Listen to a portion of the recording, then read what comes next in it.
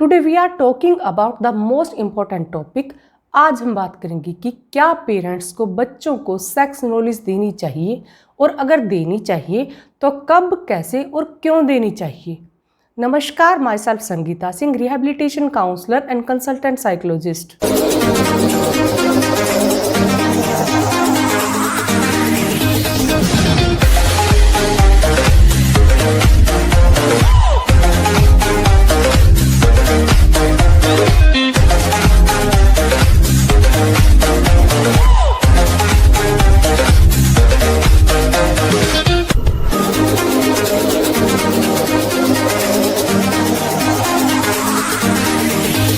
अगर आपके मन में इस टॉपिक को लेकर कोई भी डाउट है कि हमें अपने बच्चों को सेक्स नॉलेज देनी चाहिए या नहीं, तो आज ही अपने इस डाउट को क्लियर कर लीजिए।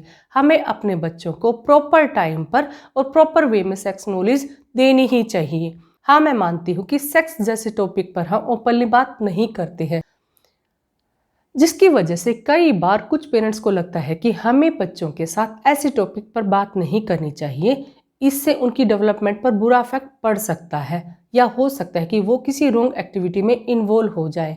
या कई बार पेरेंट्स को लगता है कि हमें अभी बच्चों के साथ इस टॉपिक पर बात करने की ज़रूरत नहीं है, जब वो बड़े हो जाएंगे तब उनके साथ इस टॉपिक पर बात करेंगे, जो कि बहुत गलत है।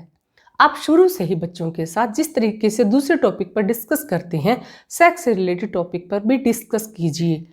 जिस तरीके से आप बच्चे को दूसरे बॉडी पार्ट्स के बारे में नॉलेज देते हैं, उन्हें सेक्स ऑर्गन के बारे में भी प्रॉपर नॉलेज दीजिए। एक 3-4 साल के बच्चे को अपने सभी प्राइवेट बॉडी पार्ट के बारे में अच्छे से पता होना चाहिए। उसको ये पता होना चाहिए कि उसको अपने इन प्राइवेट बॉडी पार्ट्स को ना तो किसी को दिखाना है और ना ही टच करने देना है। और इसके साथ साथ उनको ये भी बताइए कि ना तो उसको किसी दूसरे के प्राइवेट बॉडी पार्ट्स को देखना या टच करना है। इससे आप अपने बच्चे की प्रॉपर डेवलपमेंट तो करेंगे ही, इसके साथ साथ आप अपने बच्चे को सेक्सुअल हैरेसमेंट से भी प्रोटेक्ट कर पाएंगे। जब भी आपको लगे कि आपके बच्चे के मन में सेक्स रिलेटेड कोई क्यूरियोसिटी है, तो आप बिना किसी हेजिटेशन के उसको दूर करने की कोशिश कीजिए। नॉर्मली 9-10 साल की एज में बच्चे में सेक्स हार्मोन के साथ साथ दूसरे हार्मोन चेंज होना शुरू हो जाते हैं, और जनरली लड़कियों में मेंस्ट्रुएशन साइकिल शुरू हो जाता है। लड़कियों को मेंस्ट्रुएशन साइकिल स्टार्ट होने से पहले ही इसके बारे में, ये क्यों होते हैं, इसका क्या अफेक्ट होता है, पता होना चाहिए, ताकि उनको किसी भी तरह की नर्वसनेस ना फील हो। इसी तरीके से आप लड़के से भी सेक्स रिलेटेड टॉपिक पर डिस्कस कर सकते हैं। कई बार बच्चा पेरेंट्स से कुछ ऐसे क्वेश्चन पूछ लेता है जिनको सुनकर पेरेंट्स को लगता है कि बच्चा ये क्या पूछ रहा है, मैं इसका क्या आंसर दूं। जैसे पॉर्न से रिलेटेड क्वेश्चन, रिलेशनशिप से रिलेटेड क्वेश्चन या प्रेगनेंसी से रिलेटेड क्वेश्चन।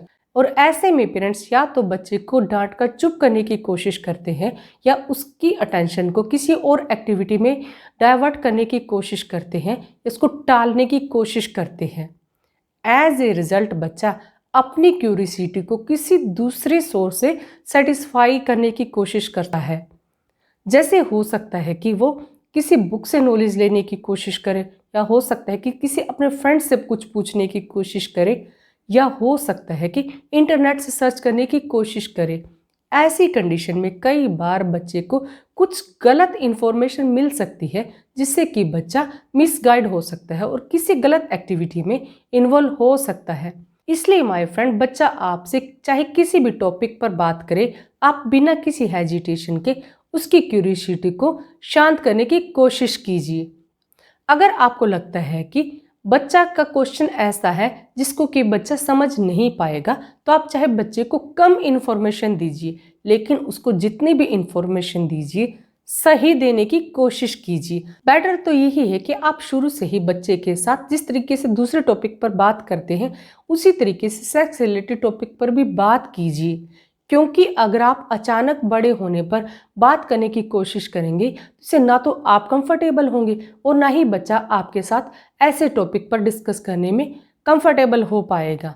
इसलिए माय फ्रेंड, आप शुरू से ही बच्चे के साथ सेक्स रिलेटेड टॉपिक पर भी बात करने की कोशिश कीजिए। ऐसा नहीं है कि आपको अलग से सेक्स रिलेटेड नॉलेज देनी है, आप बच्चे के साथ ऐसी नॉलेज को छोटी छोटी बातों के थ्रू शेयर कर सकते हैं। जैसे अगर टीवी पर कोई पिक्चर है जिसको देखकर बच्चे के मन में क्यूरियोसिटी हुई है, तो बिना किसी हेजिटेशन के बच्चे के साथ इस नॉलेज को शेयर कीजिए। अगर आपको लगता है कि आपके बच्चे बड़े हो चुके हैं, तो भी अगर आप चाहें तो बच्चे के साथ एक पॉजिटिव रिलेशन बनाने की कोशिश कीजिए, उसके साथ फ्रेंडली रिलेशनशिप बनाने की कोशिश कीजिए। दूसरे टॉपिक के साथ साथ सेक्स रिलेटेड टॉपिक पर कंफर्टेबल होने की कोशिश कीजिए, उसके मन की क्यूरियोसिटी को शांत करने की कोशिश कीजिए। बारे में, प्रेगनेंसी के बारे में, सेक्सुअल इन्फेक्शन के बारे में एक्सेट्रा सभी तरह की प्रॉपर नॉलेज होनी ही चाहिए। आप बिना किसी हेजिटेशन के जिस तरीके से दूसरे टॉपिक पर बात करते हैं, सेक्स रिलेटेड टॉपिक पर भी बच्चे के साथ बात कीजिए, उसको कंफर्टेबल कराने की कोशिश कीजिए, क्यूरियोसिटी शांत करने की कोशिश कीजिए, तो डेफिनेटली आपके बच्चे की प्रॉपर डेवलपमेंट भी होगी और उसका ना तो सेक्सुअल हैरेसमेंट होगा और ना ही किसी रॉन्ग एक्टिविटी में इन्वॉल्व होगा। अगर आप चाहते हैं कि मैं इसी तरीके से यूजफुल वीडियो लेकर आपसे जुड़ती रहूं, तो प्लीज़ मेरे चैनल को सब्सक्राइब कीजिए, मेरी वीडियो को लाइक कीजिए, साथ ही बेल आइकन के बटन को प्रेस कीजिए। और अगर इस वीडियो से रिलेटेड आपके मन में कोई क्वेरी है तो आप मुझे कमेंट बॉक्स में लिखकर भी पूछ सकते हैं। और आपके जिन फ्रेंड्स को, जिन नोन को इस वीडियो की ज़रूरत हो सकती है, प्लीज़ उनके साथ इस वीडियो को ज़रूर शेयर कीजिए। तो मिलते हैं मेरे नेक्स्ट वीडियो में, तब तक के लिए गुड बाय।